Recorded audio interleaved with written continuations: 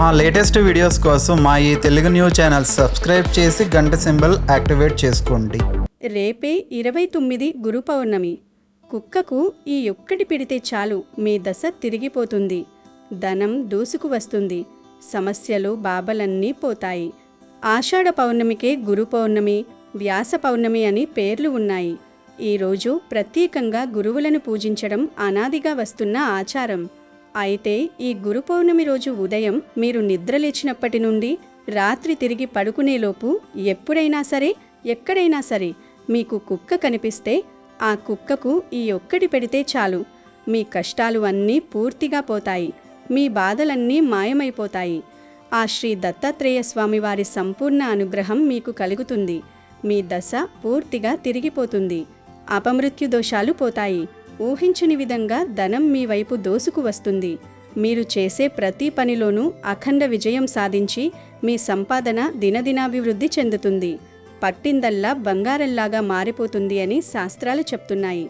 కుక్కలు అంటే సాక్షాత్తు ఆ దత్తాత్రేయ స్వామివారికి, అలాగే శ్రీ షిరిడి సాయిబాబాకి కూడా ఎంతో ఇష్టమన్న విషయం మనందరికీ తెలిసిందే. కుక్కలు ఎంతో అమాయకమైన మూగజీవాలు. ఆ మూగజీవాల మీద ఎల్లప్పుడూ దయ చూపించాలని, వాటికి ప్రేమతో ఆహారం అందించాలని సాక్షాత్తు దత్తాత్రేయ స్వామివారు, అలాగే సాయిబాబా తమ భక్తులకు ఎన్నోసార్లు తమ బోధనల ద్వారా చెప్పారు. కుక్కలకి ఉండే అత్యంత గొప్ప గుణం విశ్వాసం.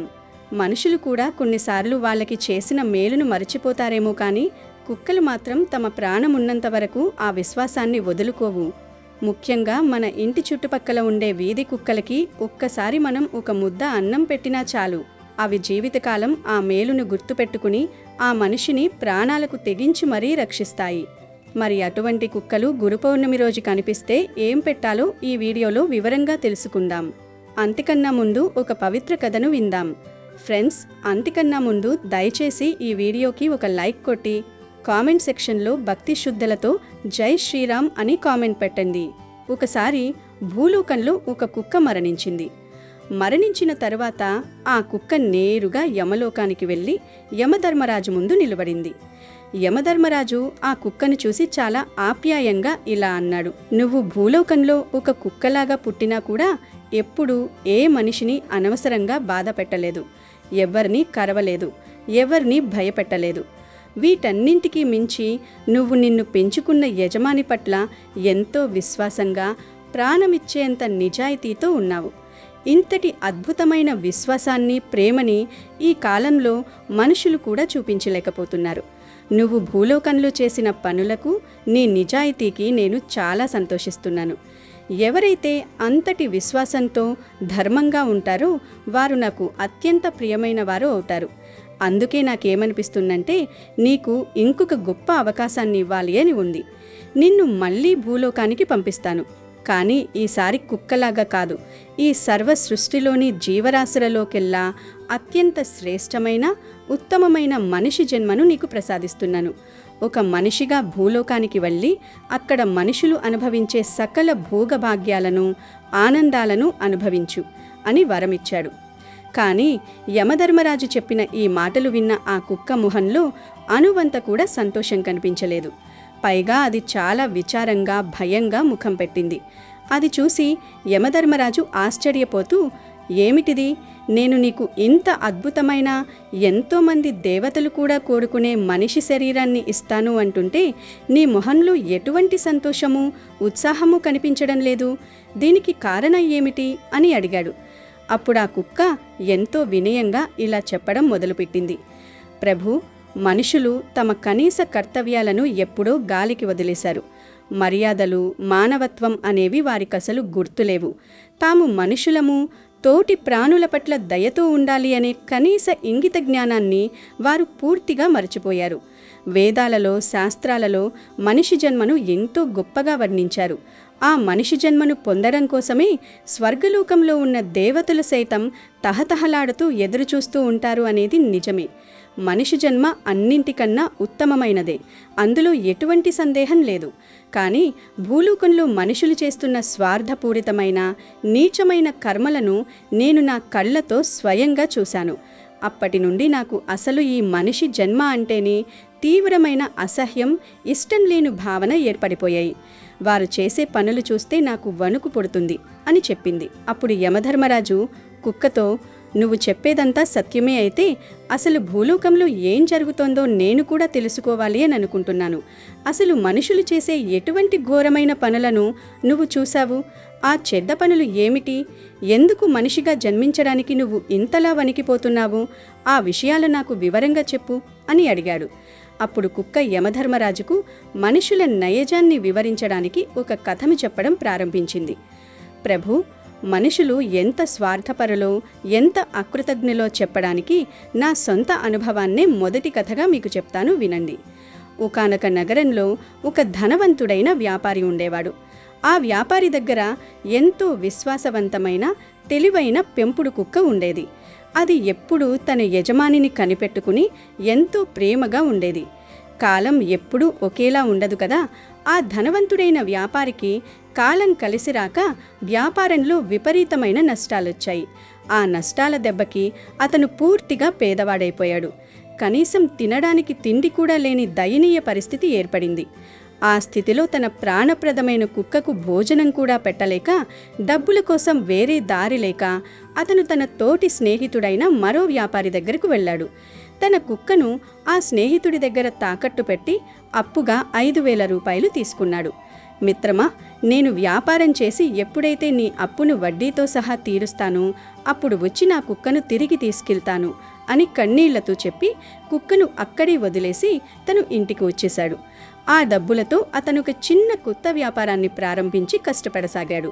ఇక్కడ స్నేహితుడి ఇంట్లో ఉన్న కుక్క తన యజమాని కోసం ఎదురుచూస్తూనే ఆ కొత్త ఇల్లు, దుకాణం దగ్గర కూడా ఎంతో నమ్మకంగా కాపలా కాస్తూ ఉండేది.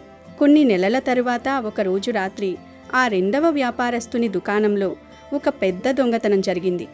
ఒక దొంగ లోపలికి చొరబడి దుకాణంలో ఉన్న విలువైన సామాన్లు, డబ్బు, నగలు అన్నింటినీ మూటగట్టుకొని దొంగిలించాడు. ఆ సమయంలో నిద్రపోతున్న కుక్కకు అలికిడి వినిపించి దొంగతనం జరుగుతోందని గ్రహించింది.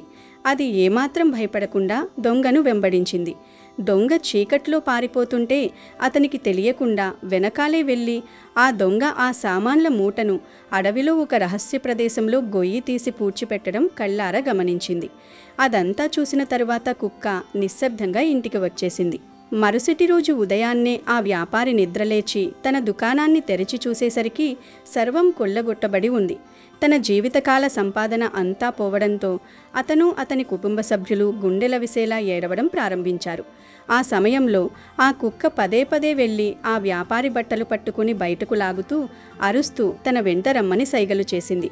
అది గమనించిన ఒక స్నేహితుడు, మిత్రమా, ఈ కుక్క ప్రవర్తన చూస్తుంటే దీనికి దొంగతనం గురించి ఏదో తెలిసినట్లుంది. దీని వెనకాలే వెళ్ళి చూద్దాము అని సలహా ఇచ్చాడు. ఆ వ్యాపారస్తుడు గ్రామస్తులను వెంట పెట్టుకుని కుక్క వెనకాలే వెళ్ళాడు. ఆ కుక్క వారిని దొంగ సామాన్లు దాచిన అడవిలోని ప్రదేశానికి తీసుకుని వెళ్ళి తన కాళ్లతో అక్కడ మట్టిని తవ్వడం ప్రారంభించింది. వారు అక్కడ భూమిని తవ్వగా దొంగిలించబడిన ధనం, సామాన్లు ఉన్న మూటలన్నీ భద్రంగా కనిపించాయి. పోయిందనుకున్న సంపాదన అంతా తిరిగి ₹1 కూడా పోకుండా లభించడంతో ఆ వ్యాపారి పట్టరాని సంతోషంతో కుక్కను హత్తుకున్నాడు. సంతోషంగా ఇంటికి వచ్చిన తర్వాత ఆ వ్యాపారి ఒక తెల్ల కాగితంపై, మిత్రమా, నీ కుక్క చూపించిన విశ్వాసం వల్ల నా జీవిత సంపాదన అంతా తిరిగి లభించింది. అందుకే నువ్వు నా దగ్గర తీసుకున్న ₹5,000 అప్పును పూర్తిగా రద్దు చేస్తున్నాను. నీ రుణం తీర్చుకున్నందుకు నీ కుక్కను నీ దగ్గరికే పంపిస్తున్నాను. బహుమతిగా మరో 5,000 కూడా వేరే మనుషుల ద్వారా పంపుతున్నాను అని రాసి ఆ కాగితాన్ని మడతపెట్టి కుక్క నోట్లో పెట్టి దాని అసలు యజమాని వద్దకు పంపించివేశాడు. ఆ కుక్క ఎంతో సంతోషంగా తన యజమాని తనను చూసి గర్వపడతాడని ఆశతో పరుగుతీసింది. కానీ అక్కడ కుక్క తిరిగి రావడం దూరం నుండే చూసిన ఆ మొదటి యజమాని మనసులో భయం, స్వార్థం పుట్టుకొచ్చాయి. అర్రెరే, అప్పు తీర్చలేదని కోపంతో నా స్నేహితుడు కుక్కను వెనక్కి పంపించేసినట్టున్నాడు. నా దగ్గర ఇప్పుడు డబ్బులు లేవు. నేను గనక ఇప్పుడు ఈ కుక్కను చంపేస్తే నా వ్యాపారస్తుడికి నా ఇల్లు ఎక్కడుందో తెలియదు, నా అప్పు బాధ కూడా తప్పుతుంది అని కిరాతంగా ఆలోచించాడు. వెంటనే ఒక పదునైన కత్తిని తీసుకొని వచ్చి దొడ్డిగుమ్మం వెనక దాక్కున్నాడు. తన యజమానిని చూసి ఎంతో ప్రేమతో తోక ఊపుకుంటూ పరిగెత్తుకుంటూ వచ్చిన ఆ కుక్క దగ్గరకు రాగానే ఏమాత్రం కనికరం లేకుండా ఆ కత్తితో కుక్క తలను ఉక్కవేటితో నరికేశాడు. ఆ కుక్క అక్కడికక్కడి నెత్తురి మడుగులో ప్రాణాలు విడిచింది. కుక్క చనిపోయిన తర్వాత దాని నోటి నుండి ఆ కాగితం కింద పడింది. ఆ యజమాని ఆ కాగితాన్ని తెరచి చదవగా అసలు నిజం తన అప్పు మాఫీ అయిన విషయం తెలిసింది.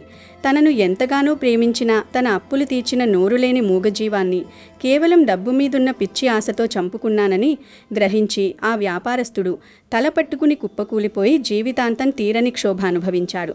ఇలా ఈ కథను చెప్పి కుక్క యమధర్మరాజుతో, చూసారా యమధర్మరాజా, నేను ఎందుకు మనిషి జాతిని అసహించుకుంటున్నాను? మనుషులు తమ స్వార్థం కోసం, డబ్బు కోసం తమ సొంత వాళ్లను కూడా చంపుకునేంత కిందకైనా దిగజారుతారు. వాళ్లలో కృతజ్ఞత అనేది ఉండదు అని ఆ కుక్క కన్నీళ్లతో చెప్పింది. ఆ తరువాత కుక్క కొద్దిగా ఆగి మళ్లీ యమధర్మరాజుతో ఇలా అంది, ప్రభు, మనుషులు కేవలం స్వార్థపరులే మాత్రమే కాదు. వారిలో నీతి నియమాలు అనేవి కేవలం మాటలకే పరిమితం. వారు తమ ధర్మం పైన ఎప్పుడూ కూడా స్థిరంగా నిలబడరు. వారికి ఎదురుగా ఏదైనా మంచి విలువైన వస్తువులు కనిపించినా, అందమైన స్త్రీలు కనిపించినా, ధనపిచ్చి పట్టుకున్నా వెంటనే వారు తమ నియమాలను, కట్టుబాట్లను, భక్తిని అన్నీ పక్కన పెడతారు. దైవభక్తి ముసుగులో ఉన్న మనుషుల బుద్ధి ఎంత వంకరగా ఉంటుందో చెప్పడానికి నా కళ్ళారా చూసిన మరొక కథను మీకు చెప్తాను, వినండి. ఒక నగరంలో ఒక పెద్ద కోటీశ్వరుడైన సేటు ఉండేవాడు. అతనికి దేవకన్య లాంటి అందమైన కూతురుండేది. ఆమె పెళ్ళీడుకు రావడంతో ఆమె భవిష్యత్తు ఎలా ఉంటుందో తెలుసుకోవాలని సేటు ఊరి చివరనున్న ఒక సాధుబాబా దగ్గరకు వెళ్ళాడు. ఆ సాధువు పైకి పవిత్రుడిగా నటిస్తూ నిజం చెప్పాలంటే చేతిరేఖలు చూస్తేనే భవిష్యత్తు చెప్పగలనని సేటు ఇంటికి వచ్చాడు. సేటు ఎంతో భక్తితో ఆరాధించి తన కూతురుని బాబా ముందుకు తీసుకొచ్చాడు. ఆమె అద్భుత సౌందర్యాన్ని చూడగానే ఆ బాబా మనసులో కామం, కుటిల బుద్ధి పుట్టాయి. ఎలాగైనా ఆమెను దక్కించుకోవాలని ఒక పన్నాగం పన్నాడు. బాబా ఒక్కసారిగా గట్టిగా ఏడవడం ప్రారంభించి, నీ కూతురు సాక్షాత్తు ఒక మహమ్మారి. ఈమె వల్ల నీ వంశం నాశనమై నీ ప్రాణాలకే ముప్పు వస్తుంది అని సేటును భయపెట్టాడు. ప్రాణభయంతో వణికిపోయిన సేటు దీనికి పరిహారం అడగదా ఈమెను ఒక పెద్ద చెక్క పెట్టెలో బంధించి దానిపై దీపం పెట్టి నదిలో వదిలేయి. ఆ పెట్టెను ఎవరైతే తెరుస్తారో ఆ శాపం వాళ్ళకి తగులుతుంది అని అబద్ధం చెప్పి బాబా ఆశ్రమానికి వెళ్ళిపోయాడు. తన పథకం ప్రకారం నదిలో కొట్టుకు వచ్చే ఆ పెట్టెను పట్టుకొని అందమైన అమ్మాయిని తన సొంతం చేసుకోవాలని బాబా తన శిష్యులను నది ఒడ్డున కాపు ఉంచాడు. సేటు ఏడుస్తూనే తన కూతుర్ని పెట్టెలో పెట్టి నదిలో వదిలేశాడు. కానీ విధిరాత మరోలా ఉంది. పొరుగు రాజ్యపు రాజకుమారుడు వేటకు వచ్చి నదిలో దీపం వెలుగుతూ వస్తున్న పెట్టెను చూసి సైనికులతో బయటకు తీయించాడు. పెట్ట తెరవగా అందులో ఉన్న అందమైన అమ్మాయిని చూసి ఎవరూ కుట్ర చేశారని గ్రహించాడు. ఆమెకు స్పృహ తెప్పించి జరిగిన వృత్తాంతం తెలుసుకొని ఆమెను పెళ్లి చేసుకుంటానని మాట ఇచ్చాడు. ఆ తర్వాత రాజకుమారుడు తాను వేటాడిన ఒక క్రూరమైన అడవి పందిని ఆ పెట్టెలో బంధించి మళ్లీ దీపం వెలిగించి నదిలో వదిలేశాడు. కొంత దూరం వెళ్ళాక సాధుబాబా శిష్యులు ఆ పెట్టెను పట్టుకొని బాబా కుటీరంలో పెట్టారు. బాబా శిష్యులతో, నేను లోపల ఏకాంతంగా పూజ చేస్తాను. నేను ఎంత భయంకరంగా అరిచినా, ప్రాణాలు పోతున్నాయని కేకలు వేసినా తలుపులు అస్సలు తీయవద్దు అని ఖచ్చితంగా ఆదేశించి బయట నుండి గడియ పెట్టించి లోపలికి వెళ్ళాడు. ఎంతో ఆత్రంగా బాబా పెట్టె తెరవగా అందులో నుండి కరుకు కూరల అడవి పంది ఒక్కసారిగా బయటకు వచ్చి అతనిపై దాడి చేసింది.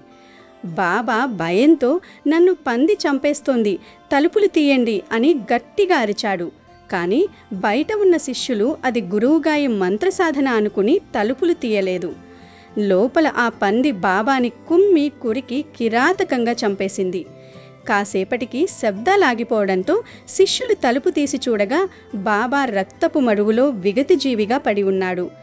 దురాశ, కామంతో పన్నగం పన్నిన కామాంధుడికి తగిన శాస్తి జరిగింది. ఇలా కథ చెప్పిన కుక్క, చూసారా యమధర్మరాజా, పవిత్రమైన సాధువు వేషంలో ఉన్న ఆ కామాంధుడు తన మరణానికి తానే కారణమయ్యాడు. ఆ పిచ్చి సేటు ఎంత నమ్మకంతో, భక్తితో ఆ సాధుబాబాని సహాయం అడిగాడు. కానీ ఆ సాధుబాబా కామం కళ్ళు కప్పి ఆ ధనవంతుడికి ఎంత పెద్ద ద్రోహం, ఎంత చెడు చేయాలి అని కుట్ర పన్నాడు. దైవభక్తి ముసుగులో మనుషులు చేసే ఈ కామక్రీడలు, మోసాలు చూస్తుంటే ఈ మానవ శరీరాన్ని ధరించడానికి నాకు అస్సలు ఇష్టం లేదు అని కుక్క ఎంతో కోపంగా చెప్పింది. ఆ కుక్క చెప్పిన కథలన్నీ విన్న తర్వాత కుక్క చెప్పిన మాటలు నిజమైనని యమధర్మరాజుకు అర్థమైంది. కానీ సృష్టిలో మనుషులందరూ ఒకేలా ఉండరని, వాళ్లలో కూడా దైవాంశ సంభువులైన మంచివారుంటాలని కుక్కకు తెలియచెప్పాలని యమధర్మరాజు నిర్ణయించుకున్నాడు. అప్పుడు యమధర్మరాజు చిరునవ్వు నవ్వి ఆ కుక్కతో ఇలా అంటున్నాడు: నువ్వు చెప్పిందంతా ముమ్మాటికి సత్యమే. మనుషుల్లో చాలామంది కోరికలకు, స్వార్థానికి బానిసలైపోయారు. కానీ అందరి మనుషులు ఎప్పుడూ ఒకేలా ఉండరు. వారిలో ఎంతో దయ, జాలి, ఎదుటివారి కష్టాన్ని చూసి చెలించే మంచి మనుషులు కూడా ఎంతోమంది ఉన్నారు. నువ్వు ప్రపంచంలోని ఒకవైపుని చూశావు. ఇప్పుడు నేను మనుషుల మంచి మనసు గురించి ఒక చిన్న కథను చెప్తాను, శ్రద్ధలా విను అని యమధర్మరాజు కుక్కకు ఒక కథను చెప్పడం ప్రారంభించాడు. పూర్వం ఒకానొక విశాలమైన రాజ్యంలో ఒక మహాబలవంతుడు, ధర్మప్రభువు, దయాహృదయుడైన ఒక రాజుగారుండేవారు. ఆ రాజుగారికి ఒక గొప్ప నియమం ఉండేది. ఆయన ప్రతిరోజు ఉదయాన్నే సూర్యోదయానికి ముందే లేచి స్నానాదులు ముగించుకుని తన రాజభవనం బయట వరుసలో నిలబడిన పేదవాళ్లకి, అభాగ్యులకి తన స్వహస్తాలతో కొంత బంగారాన్ని, ధనాన్ని ఉచితంగా పంచుతూ ఉండేవారు. ఆ రాజ్యంలోని ఎంతోమంది బీదవారు వచ్చి ఆ బంగారాన్ని తీసుకుని వెళ్ళి వాటితో తమకు కావలసిన భోజనాన్ని, బట్టలని కొనుక్కుంటూ రాజుగారిని వేనోళ్ల దీవిస్తూ సుఖంగా ఉండేవారు. ఆ విధంగా రాజు దానధర్మాలు చేస్తూ ఎంతో పుణ్యం మూటగట్టుకున్నారు. ఒకరోజు అర్ధరాత్రి పూట ఒక పేద రైతు రాజభవనం దగ్గరికి రహస్యంగా వచ్చాడు. ఆ రైతు మనసులో ఇలా అనుకున్నాడు: నేను ప్రతిరోజు ఉదయం వచ్చేసరికి ఇక్కడ పెద్ద వరుస ఉంటుంది. నాకు ఎప్పుడూ చివర్లో కొద్దిపాటి ధనమే దక్కుతుంది. అందుకే ఈ రోజు రాత్రే వచ్చి నేను ఉదయం వరకు ఇక్కడే కూర్చుని ఉన్నట్లయితే రాజుగారు రాగానే అందరికంటే మొదటివాడిగా నిలబడవచ్చు. అప్పుడు రాజుగారు నాకే మొదటిగా బంగారాన్ని ఇస్తారు. దానం మొదట్లో ఎప్పుడూ ఎక్కువగా ఇస్తారు కాబట్టి నాతో పాటు ఎక్కువ బంగారాన్ని తీసుకుని వెళ్ళవచ్చు. అప్పుడు ఒకేసారి నా ఈ దరిద్రం, పేదరికం అంతా కూడా శాశ్వతంగా తొలగిపోతుంది కదా అని ఆశపడ్డాడు. తను ఎవరికీ కనపడకుండా ఆ మహల్ ప్రధాన ద్వారం తలుపు పక్కనే మూలగా నక్కి కూర్చుని ఉన్నాడు. కానీ విధి వైపరీత్యం కొద్దీ అదే సమయంలో భవనంపైన పహారా కాస్తున్న రాజుగారి భటులు ఆ రైతును చీకట్లో దూరం నుండి గమనించారు. ఆ రైతు నక్కి నక్కి కూర్చుని ఉండడం చూసి వాడెవడో పెద్ద దొంగలాగా ఉన్నాడు అని భ్రమపడ్డారు. వాడు రాజుగారి మహల్లో ఆ రాత్రి దొంగతనం చేయడానికి వచ్చినట్లుగా ఉన్నాడు అని అనుకుని వెంటనే సైనికులు వెళ్లి ఆ రైతును బంధించి లాక్కుని వెళ్లి కారాగారంలో పడేశారు. పాపం ఆ రైతుకి ఏం జరుగుతుందో అర్థం కాలేదు. మరుసటి రోజు ఉదయాన్నే రాజుగారు నిద్రలేవగానే సైనికాధికారి వచ్చి రాజుగారితో, ప్రభు, నిన్న రాత్రి మన భవనంలో దొంగతనం చేయడానికి ఒక దొంగ వచ్చాడు. వాడిని పట్టుకుని బంధించాము అని విషయం మొత్తం చెప్పారు.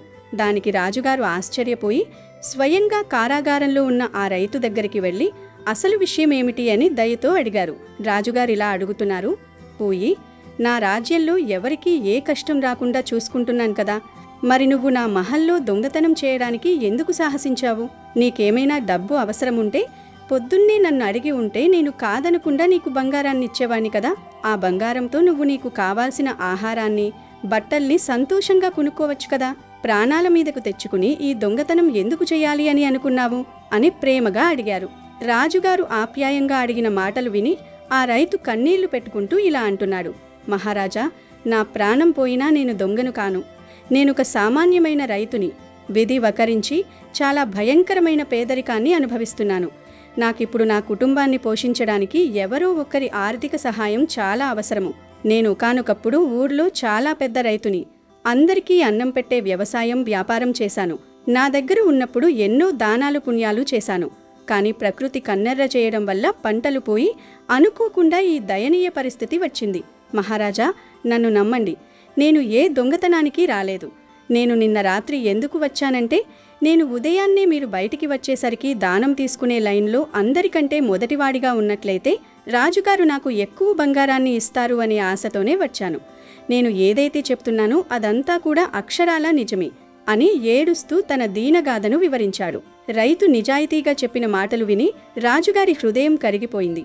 వెంటనే రాజుగారు తన సిపాయిలను పిలిచి ఆ రైతుని వదిలిపెట్టమని, అతనికి బేడీలు విప్పమని చెప్పారు. ఆ రైతు పట్ల ఎంతో సానుభూతి చూపిస్తూ రాజుగారు స్వయంగా ఆ రైతుకి 10 బంగారు నాణాలను కానుకగా ఇచ్చారు. తన పోగొట్టుకున్న జీవితాన్ని తిరిగి నిర్మించుకుని మంచిగా బ్రతకడానికి ఆ 10 బంగారు నాణాలను ఇచ్చి పంపించారు. ఆ రైతు రాజుగారి దయాగుడానికి పాదాభివందనం చేసి కృతజ్ఞతలు తెలిపి ఆ బంగారు నాణాలను తీసుకుని మహల్ నుండి వెళ్ళిపోయాడు. కానీ ఆశ్చర్యంగా ఆ రైతు ఆ 10 బంగారు నాణాలతో తృప్తి చెంది తన ఊరికి వెళ్ళిపోలేదు. తను ప్రతిరోజు రాత్రి చీకటి పడగానే మహల్ దగ్గరికి వచ్చి ఎవరికీ కనపడకుండా పడుకుని ఉదయం ఎప్పుడవుతుందా అని ఎదురుచూస్తూ ఉండేవాడు. ప్రతిరోజు ఉదయం రాజు దానం చేయడానికి రాగానే అందరికంటే ముందు వరుసలో నిలబడి ఉండేవాడు. రాజు ప్రతిరోజు అతన్ని చూస్తూ నవ్వుతూ అతనికి ఒక 10 బంగారు నాణాలను దానంగా ఇస్తున్నాడు. ఆ విధంగా చాలా నెలల పాటు ప్రతిరోజు ఆ రైతు వచ్చి 10 బంగారు నాణాలను తీసుకుని వెడుతున్నాడు.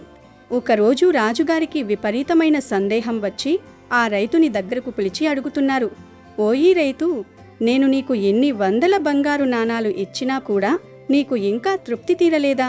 ప్రతిరోజు నా మహల్కి ఎందుకు వస్తున్నావు? నాకు తెలిసి నేను ఇప్పటి వరకు నీకిచ్చిన బంగారంతో నీ పేదరికం పూర్తిగా తొలగిపోయి ఉంటుంది. నువ్వు ఇక జీవితంలో ఎప్పుడూ ఆకలితో ఉండవలసిన అవసరం లేదు. ఒక గొప్ప జమీందారులా బతకవచ్చు. అయినా ఇంకా ఎందుకు ఇలా ప్రతిరోజు వస్తున్నావు అని ప్రశ్నించాడు.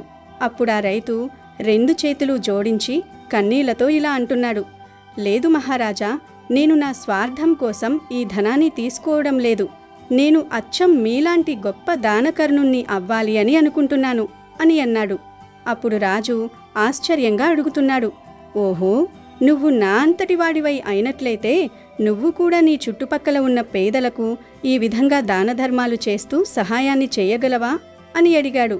అప్పుడా రైతు ఎంతో చేతులు జోడించి దృఢ నిశ్చయంతో అంటున్నాడు, అవును మహారాజా, నేను కనుక మీలాగా ధనవంతుడినైనట్లయితే ఆ ధనంతో నా ఊరిలోనే కాదు, మన రాజ్యంలో ఉన్న పేదరికాన్ని మొత్తాన్ని కూడా సమూలంగా తొలగిస్తాను. ఎవరికీ ఏ కష్టం రాకుండా చూసుకుంటాను అని మాటిచ్చాడు. ఆ రైతు చెప్పిన నిస్వార్థమైన మాటలకు రాజు చాలా ప్రభావితం చెంది ఎంతో సంతోషించాడు. తనలాగా ఆలోచించే ఒక మంచి మనిషి తనకు దొరికాడని ఆనందపడ్డాడు. వెంటనే రాజుగారు తన మంత్రులను పిలిపించి శాసనం రాసి తన రాజ్యంలోని సగం రాజ్యాన్ని ఆ రైతుకి పాలించడానికి ఇచ్చేశారు. రాజు కోశాగారంలో ఉన్న సగం ధనాన్ని కూడా ఆ రైతుకే ఇచ్చేశారు. ఓ మిత్రమా, నువ్వు నాకు ఒక్క మాట ఇవ్వు. ఈ సగం రాజ్యంతో ధనంతో నువ్వు ఎప్పుడూ ప్రజల కష్టసుఖాలు చూస్తూ అవసరమున్న ప్రతి ఒక్కరికీ సహాయకంగా ఉంటానని నాకు మాట ఇవ్వు అని అడిగారు. రాజుగారు అడిగిన మాటను శిరసావహించి ఆ రైతు అర్ధరాజ్యాన్ని సగం ధనాన్ని ఎంతో బాధ్యతగా స్వీకరించాడు. ఆ రోజు నుండి ఆ రైతు తన పరిధిలోని ప్రజల కష్టాలన్నీ తీరుస్తూ ఎంతో దానధర్మాలు చేస్తూ మహారాజు నమ్మకాన్ని నిలబెట్టి ప్రజాదరణ పొందిన ఉత్తమ పాలకుడిగా కీర్తించబడ్డాడు. ఇలా కుక్కకు కథ వివరిస్తూ యమధర్మరాజు అంటున్నాడు, చూసావా ఓ మూగజీవి, అలా చాలా సంవత్సరాలు గడిచేసరికి ఆ రైతు తన తెలివితేటలతో ధర్మబద్ధమైన పరిపాలనతో ఇంకా గొప్ప ధనవంతుడైపోయాడు. రాజుగారి దగ్గర నుండి పొందిన ధనం ద్వారా తను వ్యవసాయాన్ని వ్యాపారాన్ని అభివృద్ధి చేసి ఇంకా చాలా ధనాన్ని సంపాదించాడు. కానీ అతను తన గతాన్ని మర్చిపోలేదు.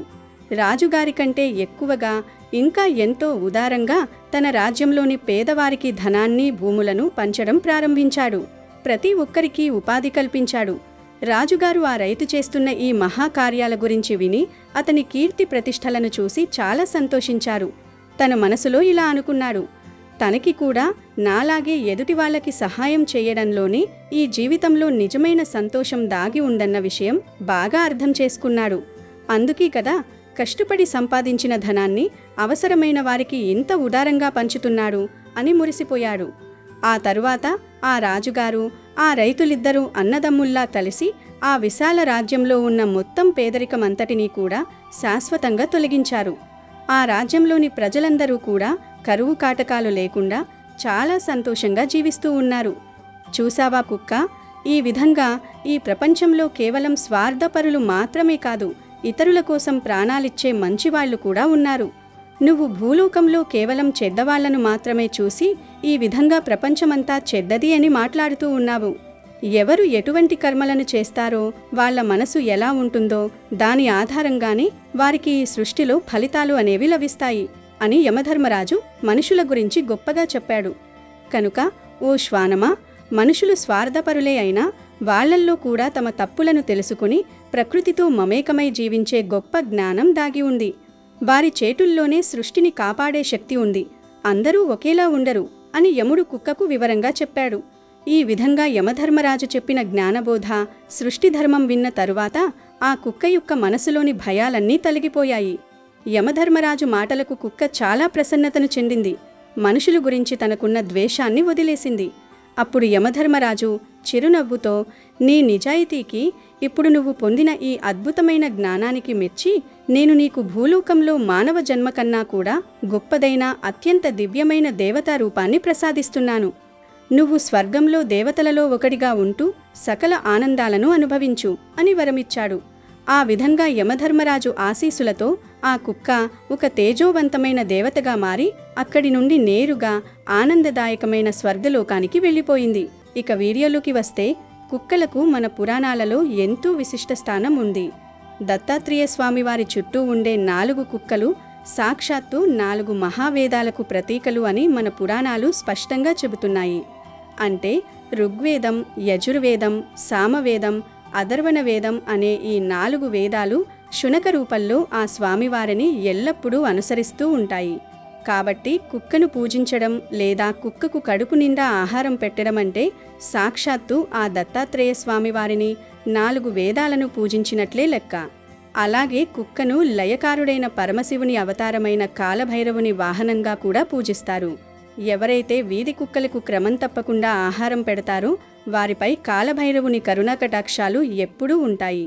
కాలభైరవుని అనుగ్రహం ఉంటే దుష్టశక్తులు, నరఘోష, చేతబడులు లాంటివి ఏవీ దరిచేరవు. కుక్కలకు ఆహారం పెట్టడం వల్ల జాతకంలో ఉండే రాహుకేతు దోషాలు, శని దోషాలు, అలాగే ఎన్నో రకాల నవగ్రహ దోషాలు ఇట్టే తొలగిపోతాయి. కుక్కలకు కంటికి కనిపించని దుష్ట శక్తులను, ప్రతికూల శక్తులను పసిగట్టే అద్భుతమైన శక్తి ఉంటుంది. మన ఇంటి ముందుండే కుక్కలు మన ఇల్లుపైన ఎలాంటి చెడు ప్రభావం పడకుండా ఒక అదృశ్య రక్షక కవచంలా కాపాడుతాయి. సాయిబాబా జీవిత చరిత్రని మనం గమనిస్తే ఎంతోమంది భక్తులు పెట్టిన ఆహారాన్ని బాబావారు స్వయంగా ఒక కుక్క రూపంలో వెళ్ళి స్వీకరించిన సంఘటనలు సాయి సచ్చరిత్రలో ఎన్నో ఉన్నాయి. కుక్క ఆకలి తీర్చితే నా ఆకలి తీర్చినట్లే అని సాయిబాబా స్వయంగా సెలవిచ్చారు. అందుకే ఒక మూగజీవికి, ముఖ్యంగా ఒక కుక్కకి ఆకలి తీర్చడం అంటే సాక్షాత్తు ఆ భగవంతుడికి నైవేద్యం సమర్పించడంతో సమానం. కల్మషం లేని ఆ మూగజీవుల కడుపు నింపితే మన కర్మఫలాలు తొలగిపోయి జన్మజన్మల పుణ్యఫలం మనకు అప్రయత్నంగానే లభిస్తుంది. ఇక ఈ అద్భుతమైన గురు పౌర్ణమి రోజున కుక్క కనిపిస్తే ఆ కుక్కకి ఏం పెట్టాలి, ఎలా పెట్టాలి అనే విషయానికి వస్తే, ఈ పవిత్రమైన గురు పౌర్ణమి రోజున మీకు ఎక్కడైనా కుక్క కనిపించినప్పుడు ఆ కుక్కకి కేవలం వట్టి అన్నం కాకుండా ఆ అన్నంలో కొద్దిగా నువ్వులు కలపాలి. నల్ల నువ్వులైనా పర్లేదు, తెల్ల నువ్వులైనా పర్లేదు. నువ్వులు మన పాపాలను, జన్మజన్మల దోషాలను, దారిద్ర్యాన్ని తొలగించడంలో ఎంతో శక్తివంతంగా పనిచేస్తాయి. మీరు ఇంట్లో వండిన అన్నాన్ని కాస్త చల్లార్చి అందులో నల్ల నువ్వులు కానీ లేదా తెల్ల నువ్వులు కానీ కొద్దిగా వేసి బాగా కలపాలి. ఆ తర్వాత ఆ నువ్వులు కలిపిన అన్నంలో ఇంట్లో వండిన ఏదైనా కూర కానీ లేదా స్వచ్ఛమైన పాలు కానీ లేదంటే కాస్త పెరుగు కానీ కలిపి ఆ కుక్కకు ఎంతో ప్రేమతో ఆహారంగా పెట్టాలి. పులిచిపోయిన ఆహారం లేదా పాడైపోయిన ఆహారం ఎట్టి పరిస్థితుల్లోనూ ఆ మూగజీవాలకు పెట్టకూడదు. ఈ పౌర్ణమి రోజున ఇలా నువ్వులు, కూర లేదా పాలు, పెరుగు కలిపిన అన్నాన్ని ఆకలితో ఉన్న కుక్కకు పెడితే అది ఆ భగవంతుడికి అందించిన అమృతంతో సమానమైన ఫలితాన్ని మీకు ఇస్తుంది.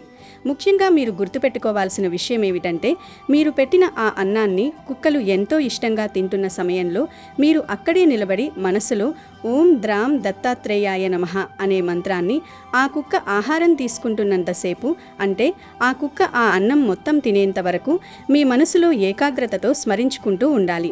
ఈ విధంగా మంత్రాన్ని పఠించడం వల్ల ఆ కుక్క రూపంలో ఉన్న దైవం నేరుగా ఆ ఆహారాన్ని స్వీకరిస్తుంది. ఈ గురు పౌర్ణమి రోజున ఇలా ఎవరైతే కుక్కలకు నువ్వులు, పెరుగు లేదా పాలు, కూడా కలిపిన అన్నాన్ని పెట్టి ఏకాగ్రతతో దత్తాత్రేయ మంత్రాన్ని పఠిస్తారో వారి జీవితంలో సంవత్సరమంతా కూడా ఊహించని విధంగా ధనం వస్తూనే ఉంటుంది. మీరు ఇన్ని రోజులుగా పడుతున్న ఆర్థిక కష్టాలు, ఉక్కిరిబిక్కిరి చేస్తున్న అప్పుల బాధలు, ఇంట్లో ఉండే అశాంతి, మానసిక వేదనలు అన్నీ ఒకేసారి మటుమాయమైపోతాయి. మీ దశ పూర్తిగా తిరిగిపోతుంది. మీ ఇంట్లో దరిద్రం అనేది దరిచేరదు. ఏ సమస్య కూడా మీ దరిదాపుల్లోకి రాదు. ఆ దత్తాత్రేయ స్వామి వారి ఆశీస్సులు, సాయినాథుని కరుణ, కాలభైరవుని రక్షణ మీకు ఒక అదృశ్య కవచంలా ఉండి మిమ్మల్ని అన్ని వేళలా అన్ని ప్రమాదాల నుండి కాపాడతాయి. అపమృత్యు దోషాలు పోతాయి. మీరు మొదలుపెట్టిన ప్రతి పనిలోనూ ఎదురయ్యే ఆటంకాలన్నీ తొలగిపోయి 100% విజయాలు సిద్ధిస్తాయి. ఇంట్లో ఎప్పుడూ సుఖశాంతులు, సిరి సంపదలు వెల్లివిరుస్తాయి. ముఖ్యంగా ఇంట్లో ఉండే నెగిటివ్ ఎనర్జీ మొత్తం బయటకు వెళ్ళిపోయి అనుకూల శక్తులు ప్రవేశిస్తాయి. కాబట్టి ఈ అద్భుతమైన గురు పౌర్ణమి రోజున మీ ఇంటి చుట్టుపక్కల ఉండే వీధి కుక్కలకు కాస్త సమయం కేటాయించి ఈ పరిహారాన్ని తప్పకుండా పాటించి చూడండి. మూగజీవుల ఆకలి తీర్చండి, మీకు అన్ని శుభాలే జరుగుతాయి. ఈ గురు పౌర్ణమి రోజు గురువుల పాదాలకు నమస్కారం చేసుకోవాలి. మీకు గురువులు లేకపోతే లేదా గురువులు మీ దగ్గర లేకపోతే మీ తల్లిదండ్రుల పాదాలకు నమస్కారం చేసుకోండి. తల్లిదండ్రులు కూడా లేకపోతే దగ్గరలోని గుడికి వెళ్ళి దేవుణ్ణి దర్శించుకొని అక్కడి పండితులు గారి పాదాలకు నమస్కారం చేసుకోండి. ఇలా గురు పౌర్ణమి రోజు గురువులను పూజిస్తే మీకు కష్టాలు రాకుండా ఉంటాయి. అంతేకాదు ఈ పౌర్ణమి రోజు ఒక గాజు బౌల్లో పిడికెడు ఉప్పును వేసి ఆ ఉప్పు మీద చిటికెడు పసుపు కుంకుమ చల్లి మీ పూజ గదిలో ఒక మూలన పెట్టి ఉంచండి. అలా పెట్టడం వలన సకల దేవతల అనుగ్రహం కలుగుతుంది, సమస్యలు రాకుండా ఉంటాయి. ఇలా పెట్టిన ఉప్పు బౌల్ను 24 గంటల తర్వాత తీసి ఉప్పును పసుపు కుంకుమలను పారే నీటిలో కలిపేయండి. ఈ గురు పౌర్ణమి రోజున ఇంటి గుమ్మానికి రావి ఆకులు కట్టుకోవాలి. అంటే రావి ఆకులతో తోరణంలాగా తయారు చేసి గుమ్మానికి కట్టుకోవాలి. అలా కట్టుకుంటే లక్ష్మీదేవి యొక్క అనుగ్రహం కలుగుతుంది, అష్టైశ్వర్యాలు సిద్ధిస్తాయి. అంతేకాదు ఈ ఆషాఢ పౌర్ణమి రోజు అందరూ తెలుపు మరియు ఆకుపచ్చ ఈ 2 రంగుల్లో ఉండే దుస్తులు ధరించాలి. అలా ధరిస్తే గ్రహాల ప్రభావం మీ మీద పాజిటివ్గా పనిచేస్తుంది, మీకు ఎటువంటి సమస్యలు రాకుండా ఉంటాయి. కానీ ఈ పౌర్ణమి రోజు పొరపాటున కూడా నీలిరంగులో ఉండే దుస్తులు ధరించవద్దు. అంటే బ్లూ కలర్లో ఉండే దుస్తులు ధరించకూడదు. స్కై బ్లూ కలర్ కాకుండా డార్క్ బ్లూ కలర్ దుస్తులు ధరించకూడదు. కోరి కోరి కష్టాలు కొని తెచ్చుకున్నట్లు అవుతుంది. అంతేకాదు ఈ గురు పౌర్ణమి రోజు ఆడవారందరూ నుదుడున కుంకుమ బొట్టును పెట్టుకొని కాళ్లకు పసుపు రాసుకోవాలి. అలా రాసుకుంటే ఆ ఇంటికి ఐశ్వర్యం వస్తుంది, ధనానికి కొరత అనేది ఉండదు. అలాగే ఆషాఢ మాసంలో ఇప్పటి వరకు గోరింతాకును ఒక్కసారి కూడా పెట్టుకొని వారు ఉంటారు.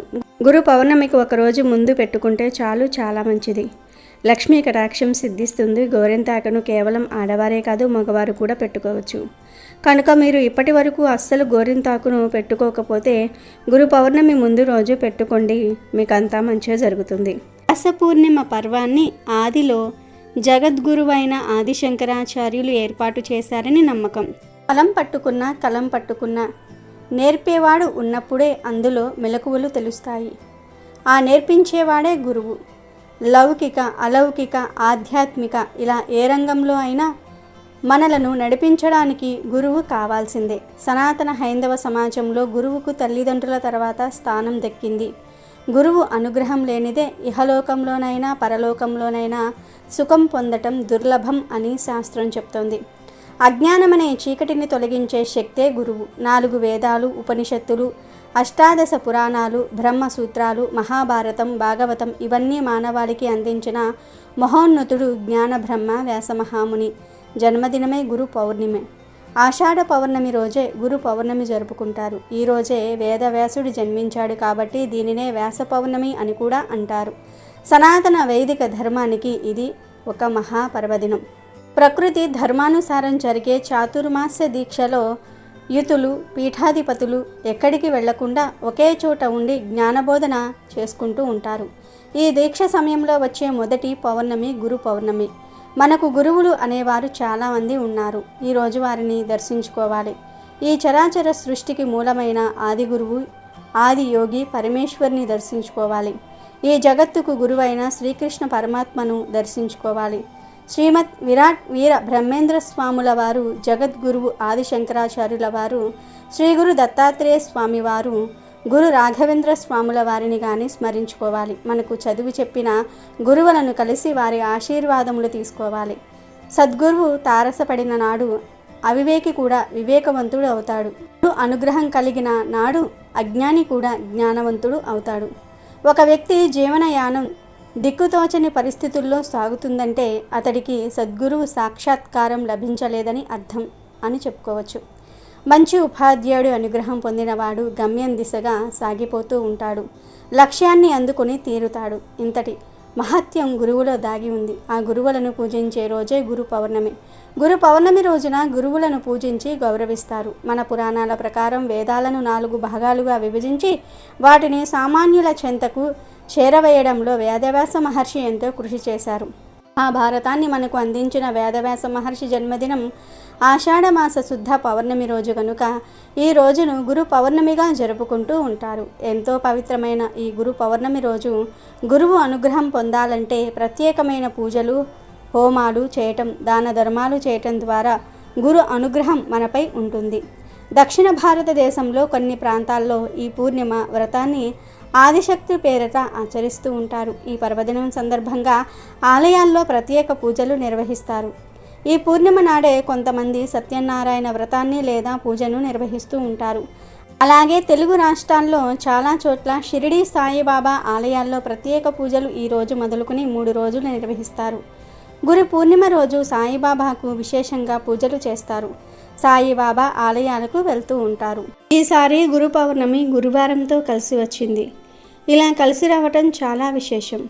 ఇలా కలిసి వస్తే సాయిబాబా చాలా సంతోషిస్తాడు. కనుక ఈ గురు పౌర్ణమి రోజున ఇంట్లో సాయిబాబాను పూజించండి. సాయిబాబాకు పాలు కలిపి చేసిన స్వీట్లను నైవేద్యంగా పెట్టండి. అలాగే ఈ గురు పౌర్ణమి రోజున అందరూ తప్పకుండా ఏదైనా సాయిబాబా గుడికి వెళ్ళి అక్కడి ధునిలో అంటే అగ్నిగుండంలో 1 కొబ్బరికాయ వేయండి. ఇలా చేస్తే మీ పాపాలన్నీ కూడా తొలగిపోతాయి. మీ కుటుంబానికి అష్టైశ్వర్యాలు కలుగుతాయి. ధునిలో కొబ్బరికాయతో పాటు పూరం కూడా వేయండి. ధునికి నమస్కారం చేస్తూ ఓం కర్మ ధ్వంసినియే నమః అనే మంత్రాన్ని 11 సార్లు చదవండి. ఇలా చేస్తే జాతకంలో ఉండే భయంకరమైన దోషాలన్నీ పోయి సాయిబాబా దయ వెంటనే లభిస్తుంది. ఒక సాంప్రదాయంలో పరమశివుడు ఆదియోగి, గురు సాంప్రదాయంలో శివుడే ఆది గురువు. పరమశివుడు తాండవం చేసే సమయంలో ఆయన చేతి ఢమరుకం నుంచి నాదం అనగా శబ్దం పుట్టింది. నాదం నుంచి వేదం పుట్టింది. ఈ వేదాన్ని ఆ శ్రీ మహావిష్ణువు బ్రహ్మదేవునకు ఉపదేశించాడు. బ్రహ్మదేవుడు ఈ వేదాన్ని ప్రామాణికంగా తీసుకుని సృష్టి చేశాడు. ఆ తర్వాత ఈ వేదాన్ని బ్రహ్మదేవుడు తన కుమారుడైన వశిష్ఠ మహర్షికి, ఆయన తన కుమారుడైన శక్తి మహర్షికి ఉపదేశం చేశాడు. శక్తి మహర్షి తన పుత్రుడైన పరాశర మహర్షికి, ఆయన తన కుమారుడైన వ్యాస మహర్షికి ఉపదేశించాడు. ఈ మధ్యలో చాలా యుగాలు గడిచిపోయాయి. అనేక మంది చేత ఈ మహాజ్ఞానం ఉపదేశింపబడింది. కానీ అప్పటి వరకు వేదం ఎప్పుడూ గ్రంథస్థం కాలేదు. గురువుల ద్వారా విని నేర్చుకునేవారు. మొదట్లో వేదం ఒక్కటిగానే ఉండేది. కానీ కలియుగంలో మనుషుల యొక్క ఆయుష్ను, బుద్ధిని, జ్ఞాపక శక్తిని దృష్టిలో ఉంచుకొని కలియుగ ప్రారంభానికి ముందు వ్యాస మహర్షి ఒకటిగా ఉన్న వేదాన్ని 4 వేదాలుగా విభజించి వేద వ్యాసుడిగా పేరుగాంచారు. ఈయనే మొట్టమొదటిసారిగా వేదాన్ని గ్రంథస్థం చేశారు. వేదవ్యాస మహర్షి మానవ జాతికే గురువని తెలుసు కదా. శ్రీహరి అంశతో సత్యవతి పరాశరునికి జన్మించిన వాడే వ్యాసుడు. వేదవ్యాసుని పూర్వనామం కృష్ణ ద్వైపాయనుడు. ఈయన వల్లే కురువంశం అభివృద్ధి చెందింది. తల్లి కోరికపై ధృతరాష్ట్రుణ్ణి, అంబాలికకు పాండురాజుని, అంబికాదాసికి విదురుణ్ణి ప్రసాదించినాడు. పాండవగ్రజుడైన ధర్మరాజుకు ప్రతిస్మృతిని ఉపదేశించింది వ్యాసుడే. దానిని ధర్మరాజు ద్వారా అర్జునుడు ఉపదేశం పొంది దేవతలను మెప్పించి కురు పాండవ చరిత్ర ఖ్యాతి పొందేటట్లుగా జయం అనే పేరిట గ్రంథస్థం చేశాడు వ్యాసుడు. అదే ఆ తర్వాతి కాలంలో మహాభారతమయ్యింది. 18 పురాణాలు రాసింది వ్యాసుడే. ఇంకా భాగవతాన్ని రచించాడు. అయితే పురాణాల కాలం నాటి నుండి నేటి వరకు గురువు అనగానే వ్యాస మహర్షినే మొదటిగా పూజిస్తారు మరియు గౌరవిస్తారు. ఆయన జన్మదినాన్ని ఒక పవిత్రమైన రోజుగా భావించటమే కాదు, ఒక పండుగలాగా కూడా జరుపుకుంటూ ఉంటారు. ఈ ఆచారం మన దేశంలో ప్రతి ఏటా ఆనవాయితీగానే వస్తుంది. ఇలా గురు భగవానుణ్ణి స్మరించుకుని గురు పౌర్ణమి నాడు పూజలు చేస్తే తమకు సకల సంపదలు లభిస్తాయని చాలామంది హిందువులు నమ్ముతూ ఉంటారు. ఈరోజు మీరు అతి ముఖ్యంగా చేయవలసింది దత్తాత్రేయుని, సాయిబాబాను పూజించుకోవాలి. దత్తాత్రేయునికి శనగలతో చేసిన దండను సమర్పిస్తే మీ కుటుంబ సభ్యులు ఆయురారోగ్యాలతో వర్ధిల్లుతారు. శనగలను 1 రోజు ముందే నానబెట్టి మరుసటి రోజున దండలాగా గుచ్చి దత్తాత్రేయునికి సమర్పించాలి. ఈ దండను పిల్లల చేత వేయిస్తే వారు చదువుల్లో ఉన్నత స్థాయికి ఎదుగుతారు. పిల్లలకు ఆరోగ్యపరంగా కూడా ఎంతో బాగుంటుంది. ఈ సన్నగల మాలను గురు పౌర్ణమి రోజున దత్తాత్రేయునికి సమర్పిస్తే మీ ఇంటిలో ఎప్పటికీ డబ్బు లోటు అనేదే ఉండదు. సకల సంపదలను సొంతం చేసుకున్న వారవుతారు. ఒకవేళ మీ ఇంటిలో దత్తాత్రేయుని పటం లేకపోతే ఆ మాలను శివుడికి సమర్పించండి, శుభం చేకూరుతుంది. పూర్వం వారణాసిలో వేదనిధి, వేదవతి అనే బీద దంపతులు నివాసం ఉండేవారు. వారు ఎల్లప్పుడూ ఆధ్యాత్మిక చింతన, భక్తి జ్ఞానం కలిగి జీవించేవారు. కానీ ఈ దంపతులకు సంతానం లేదు. ఎన్ని నోములు నోచి వ్రతాలు చేసినా ఫలితం లేకపోయింది. ఇదే సమయంలో వారణాసిలో ఉండే వ్యాస భగవానుడు రోజు మధ్యాహ్న సమయంలో రహస్యంగా గంగా నదికి స్నానానికి వస్తూ ఉంటారని తెలుసుకున్న వేదనిధి ఎలాగైనా సరే ఆయనను దర్శించుకోవాలని భావించాడు. ఆ రోజు నుంచి వ్యాసుడి కోసం 1000 కళ్ళతో వెతకటం ప్రారంభించాడు వేదనిధి. ఈ నేపథ్యంలో ఒకరోజు భిక్షువు రూపంలో చేతిలో దండం, కమండలం ధరించిన ఒక వ్యక్తిని చూసిన వేదనిధి వెంటనే అతడి పాదాలపై పడి నమస్కరించాడు.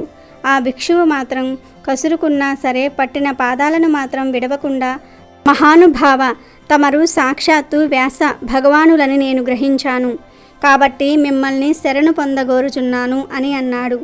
ఆ మాటలకు కంగుతిన్న ఆ సన్యాసి గంగానది ఒడ్డున నలుదిశలా చూస్తూ ఎవరైనా తనను చూస్తున్నారేమోనని పరికించాడు. వెంటనే వేదవిధిని ఆప్యాయంగా పైకి లేపి ఏమి కావాలో కోరుకోమంటాడు.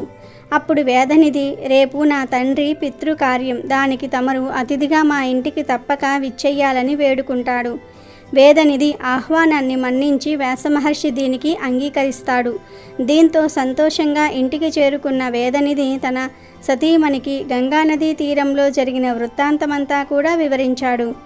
ఇచ్చిన మాట ప్రకారం మర్నాడు ఉదయమే వారి ఇంటికి విచ్చేసిన వ్యాస భగవానుణ్ణి ఆ దంపతులు సాదరంగా లోనికి ఆహ్వానించి అతిథి సత్కారాలు చేసి పూజించారు. అనంతరం దేవతార్చనకు తులసీ దళాలు, పువ్వులను సిద్ధం చేసి శ్రద్ధావిధులను విధి విధానంగా నిర్వహించి అనంతరం వ్యాస భగవానుడికి సాష్టాంగ నమస్కారం చేశారు. వారి ఆతిథ్యానికి సంతుష్టుడైన ఆయన వారికి ఏం వరం కావాలో కోరుకోమన్నారు. స్వామి, ఎన్ని నోములు వ్రతాలు చేసినా సంతాన భాగ్యం మాత్రం లేదని, సంతానం కలిగేలాగా వరాలను ప్రసాదించాలని వేడుకున్నారు ఆ దంపతులు.